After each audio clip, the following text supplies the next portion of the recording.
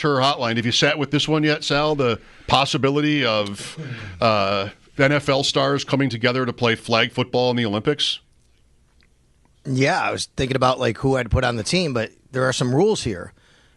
Apparently, only one player under contract with every NFL team would be allowed. Each team could only allow one player from their team to play. So you can't have, the same quarterback and receiver from any team. You can't have Patrick Mahomes and Travis Kelce, for example, or Josh Allen and James Cook. It can only be one player from every team. So that's interesting. I think they're timing it with the 2028 Olympics in L.A., and giving it the go-ahead because it just makes it easier having it in your own country. You're a little bit more control, I guess, in that manner. But I wouldn't be surprised if this goes forward even after that. Yes. Well, something to think about. Could be fun. I wonder how eager NFL teams are going to be to have their guys participate in that. I'm thinking of Robert Edwards, running back with New England, who suffered a devastating knee injury playing football on a beach somewhere during the Pro Bowl or something. Right. Well, in the resolution that is put out to NFL teams, it says one of the rules governing the rules says it will provide appropriate injury protection and salary cap credit for any NFL player who is injured while authorized to participate in flag football activities related. Now, that still doesn't take away the point you're making, which is, okay, great, we still lost a star player. Right. You know what I mean? Right. But yes, I agree with you. But obviously they have to think about that, and it's interesting because some guys are gonna be like, I'm not gonna do that. Like, I don't want to, be subject to that. And then teams might be like, well, we don't really want our guys. But what if someone comes in and says, I really want to do this, and you need to let me do this? Could be something we end up talking about quite a bit. The schedule was what we talked about quite a bit yesterday and have for a long time. When we talked with you yesterday at this time, you pointed out how after the opener, the Bills play 6 teams in a row that had losing seasons last year and have a great opportunity, you would think, to get off to a great start. Let's talk about the opener by itself here today, at least now. How do you feel about Baltimore? Competitively, we've certainly seen these teams play very recently, two Bills games ago, of course, in the playoffs. What is there maybe to analyze here in terms of these teams playing each other in week one? Is that good for one team and not the other, maybe, or anything like that? Well, I think you probably twist yourself up trying to make it one or the other, Mike, to be honest with you. There's probably pros and cons of both here, right? I think if you want to go, positive from the Bills side, this is a team it's different than most teams. It's a unique type of team, right? The way that they run their offense, the type of versatility they have running the ball with Derrick Henry and obviously Lamar Jackson as an MVP and throwing the ball and running the ball. So you don't get them on a short week, and in fact, not even a regular week. You literally have months to prepare for them. Like, the Bills can get in the lab, and they can prepare for that type of offense over quite a bit of time. And I think that's a benefit to the Bills. What hurts the Bills here would be, you just revamped your defense, and part of that was Michael Hoyt and Larry Ogunjobi, who are really going to be counted on to help against the run. Well, guess what? They're not going to be available for this game, right? If there's one team on the schedule you'd probably want them available for, it might be this game, and they're not going to be, and it's going to be right out of the chute. So I think from those standpoints, you could probably twist yourself up trying to justify why it's better or worse for either team. Obviously, weather last year, we talked a lot about that. Lamar hadn't played in the cold, a certain amount of cold conditions. He was fine. So, weather's not going to factor in this environment. Both teams have done that. The Ravens have gone on the road in hostile environments. Heck, they were a Isaiah Likely toenail away from beating the Chiefs in the opener last year at Kansas City. So it's not like they're foreign to this. And you said the right thing first. Like, we'll come up with all different sort of angles to this game, and maybe there's really not a lot of meat there. But Henry, I mean, I'm so, as a fantasy player, I'm always betting against Derrick Henry. How has that gone, Mike? I mean, betting against Derrick Henry. But week one, narrator, not well. You'd expect him to be healthy and fresh week one, whereas maybe not. Maybe this is the year where that changes eventually. Right. Yeah, I agree with that.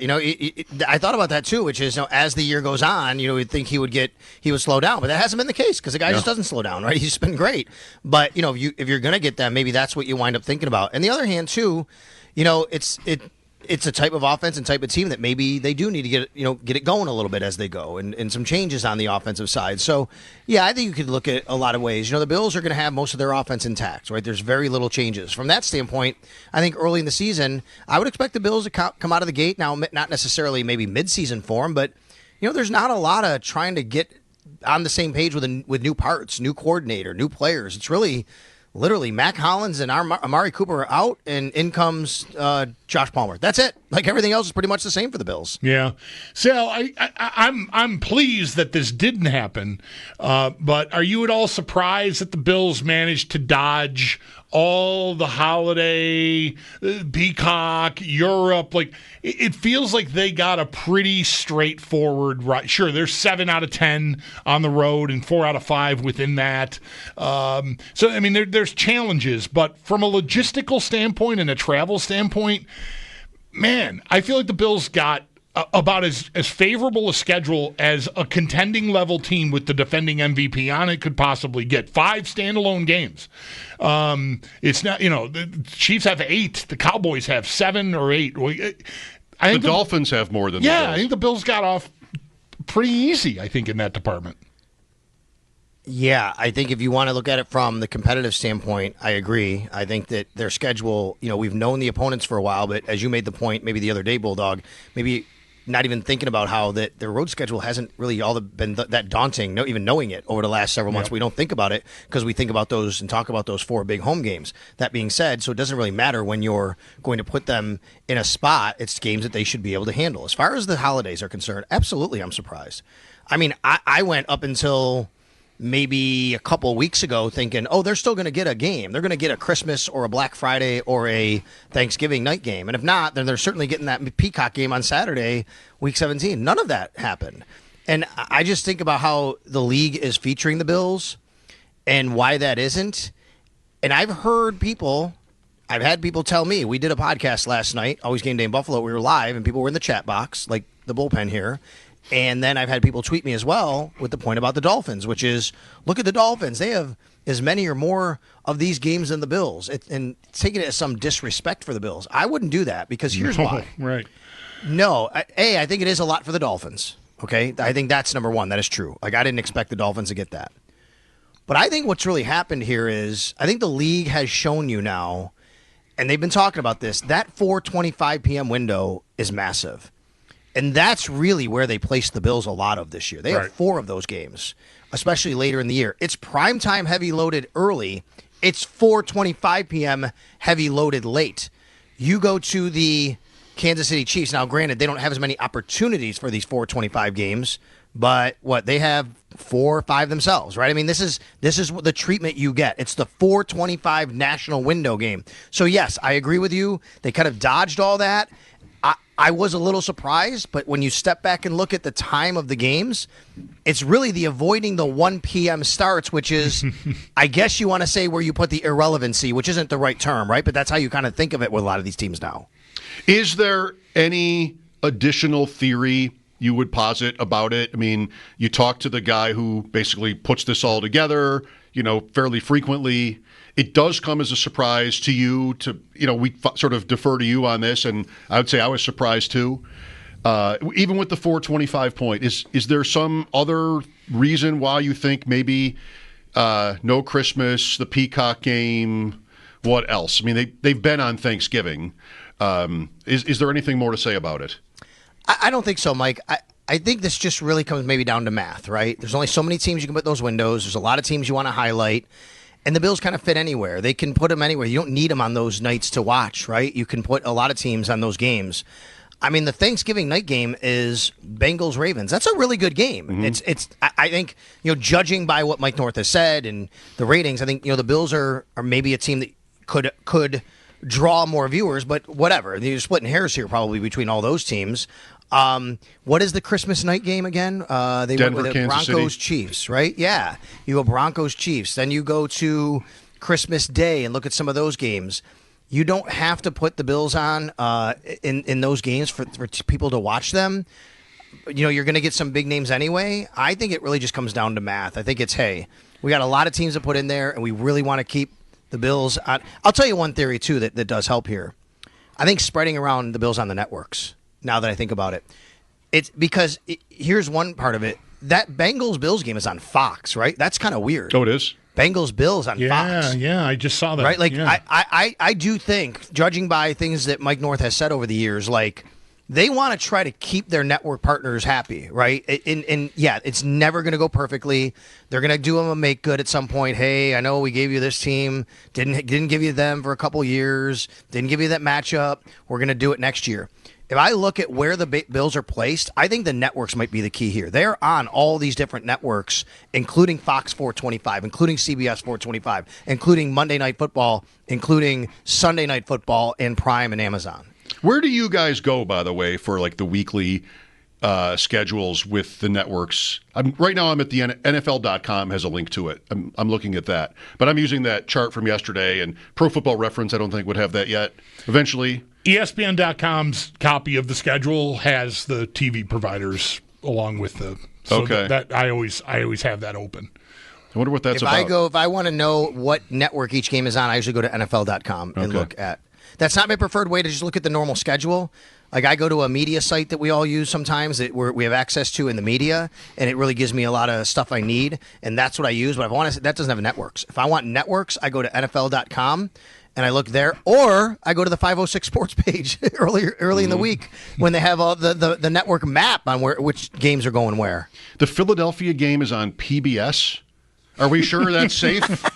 Are we sure that's safe? I hope there's a misprint. Shuffle some papers. Certainly here. hope that remains safe. safe. That doesn't sound right. No. Certainly hope that remains safe. That is odd that Bengal game is I hate it. Is a Fox game. I hate it. Ever since they started screwing with it was always AFC the road team. You knew the network based on which conference the road team was from, and now it just could be anything and just too much work. Too much work. Right. Well, Sal.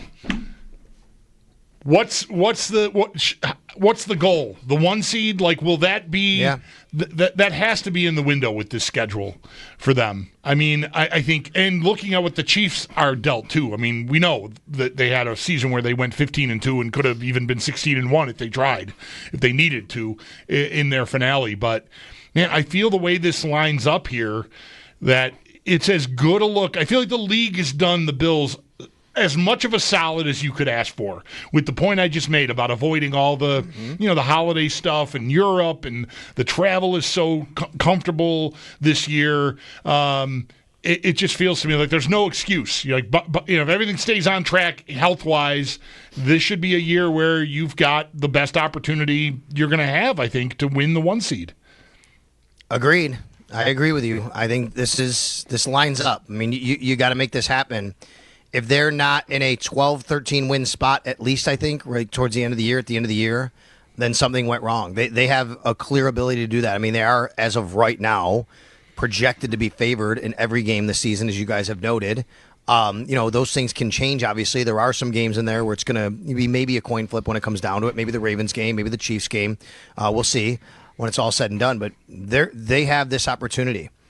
Emmanuel Acho today, who I know he can be a little bit of a hot takey. I get it. And last year he said, look into the camera, Bills fans, this is going to be a step back year, and you're going to be not as good. And I know, and that drew a lot of eyeballs, and at the end of the year they used it. But today, here's the guy who said that, and today he went on and said, this is not only set up for the Bills to get the 1 seed, it's set up for Josh Allen to win the MVP again. Right? Like, it is right there. And I agree with that. I think that looking at everything, I mean, you take the quarterbacks, and he made the quarterback's point, and it's right. Now you have some guys who've done some nice things in the league, but if you take the early season quarterbacks that the Bills are facing, it's not the most daunting task in the world, to be quite honest with you. Right? They're facing young guys who are trying to find their way again, and Justin Fields, who haven't really hit, Bryce Young, who was benched and coming back. Who knows what New Orleans have? Yes, I like Drake May. He's also been in the league for 1 year. Like, you have a lot here that you can lean on and say, I really like the Bills to do some damage and get to where this thing needs to be at the end of the year to have a look at the 1 seed. It's going to come down to maybe, again, that game against Kansas City, that game against Baltimore, and that game against Cincinnati. If you lose all three, I'm not sure. If you lose 2 out of 3, I still think you have a look at it. You win 2 out of 3, I think you're in the driver's seat. Yeah, and it even lines up with the softer start with the suspensions. Not that I would think the league was taking that into account, but certainly Bills fans are aware they're going to be down a couple of free agent signings on the defensive side of the ball in Hoyt and Ogunjobi. And when it starts to get tough, when Kansas City comes here in Week 9, those guys will have had the opportunity to ramp up and even play a game before they get to the Chiefs game. 100% right. And operationally, so everybody understands, they can start practicing after Week 4. So after the New Orleans Saints game, that Monday, that's a Sunday game. So that Monday, the team reports to the facility. Larry Ogunjobi and Michael Hoyt are allowed to be back at the facility. They cannot be at the facility once the 53-man roster is finalized. They can do everything in training camp. They can do everything in preseason. They're on the 90-man roster, 91 actually, throughout the entirety of the time. Once they get to the end of the preseason, the team will cut down to 53. They will be excluded from that. They're exempt. They will go to a suspended reserve list.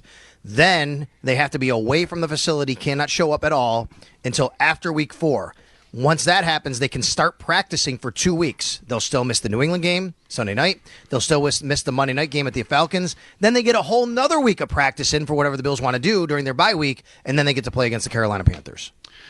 Sal, I was in my car this morning listening to you. I've heard kids on the radio many times over the years. They're often hilarious.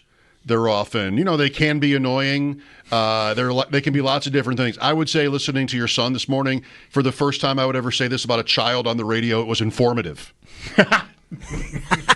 It was informative. My son is 15, yours is 11. Bulldogs is older, and we all watched the Minecraft videos with our sons yesterday, as it turns out. Yes. And I learned a little bit. My son's been an avid player. He liked the Chargers one more than the Colts one. I liked the Colts one because it was easier to get. Yeah, old guys like us could figure out all the jokes, whereas the Charger one was a little more like I needed a bibliography with it or something to explain. I was sort of guessing along with Max this morning. Like, when you're watching... I loved how, by the way, you watch the Colts one, and he's like, can we watch the other one now? So then I know. That was so funny. You go to the Chargers one, and I'm remembering it, sort of thinking along with you two, and Week 2 was the Raiders, maybe, and you're like, what's this? And I didn't say it out loud or anything, but I thought to myself, it's because the Raiders are bad. Yes. And he's like, it's the palatial AFC West estates, and they live in this little box. Cave, basically. Yes. What was the... And Max said they're stinky. That's what he said. Yeah, right. On the air. He said, well, they did that because the Raiders are stinky. It's what a perfect 11-year-old kid thing to say. What was the Raider thing before the house burned down or collapsed or you died because whatever happened there at the end of that? The second time you saw that little hut the Raider person was living in, the Raider character, I guess. What were the pictures on the wall? I didn't understand what Pete Carroll, what all those pictures were. Tuck Rule. Okay. I don't know. So it was Tuck Rule was one. I don't know why Pete Carroll was shirtless on the wall. Shirtless Pete Carroll. There was a robot like that vacuums your floor. Also on the Raiders walls. Yeah, Roomba. Yeah, right. Roomba. And then the group. All right, I understood that. I obviously Tuck I don't know Rule, why though. But the there was like a group photo was the last one, and I had no idea what that was. No. Well, I don't know either. I'm trying to go back and look. The Daniel Jones thing, Max pointed out the Daniel Jones stuff. It says better call Daniel Jones. What's that? They mixed up his J and the D.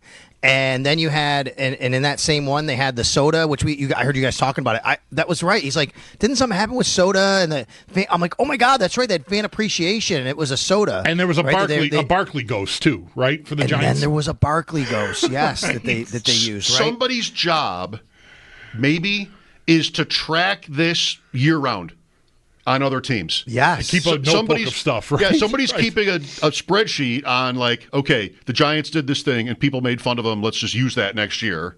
Right. It's the most pointed criticism by far I think you ever get from team to team. And it's incredible. What kind of administrative level is this person at who's in charge of these videos? I mean, they must have some license really that maybe they don't ask forgiveness, not permission. Like, I'm just going to put Tyreek Hill getting. I mean, right? And then that got deleted. Who knows what's up with that person? A little background real quick. Same thing happened to me. So I knew Max played Minecraft. So when I got up this morning, I'm like, you got to watch this. And as he's watching, he's saying like, oh, Dad, this is cool. They did this. And I'm like, wait a minute. I didn't know that. I said, dude, you need to go on the radio and explain this to people, because if I'm not getting this, my listeners aren't getting this, right? So that's why this happened. Well, ever since it happened, I had other people, and thank you so much, had a lot of great compliments on him and what he did. But a couple people said, oh, you guys missed this one. One of them, and I went back and watched, it's, oh my God. If you go to the Chargers one, they're playing the Dolphins week 6.